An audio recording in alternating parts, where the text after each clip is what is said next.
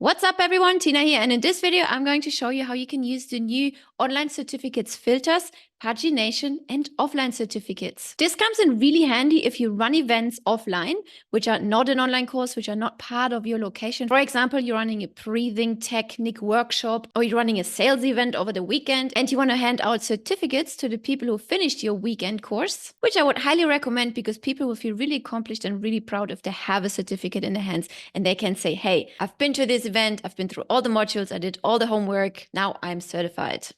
So first we want to cruise over to memberships on the left, certificates at the top, and then click add new. You can select between certificate templates or blank certificate. For now, we just choose a template. We choose this one, hit confirm. And here on the left, you have different modules, how you can modify your certificate. For now, we just keep it at that. I'm going to rename it. I'm going to rename it to demo certificate, hit save. And now we're going to send it. Here you can insert the instructor name.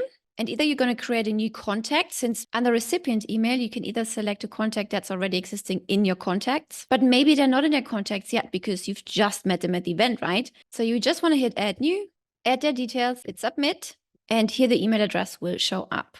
Further at the bottom right, we click send. Now, please be aware, only contact level custom values will populate if present. Some custom values may go blank. Please recheck the template before sending.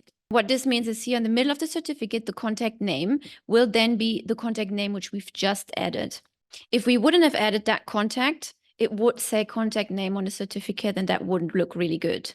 So now hit send at the bottom right, hit send email, and success, we've sent it.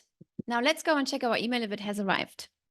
Yep, here we are, our new certificate has arrived, so let's view it. Ta-da! And here you can see the new certificate for Tina Demo. So here's also a download certificate button in case your clients would like to keep it stored elsewhere.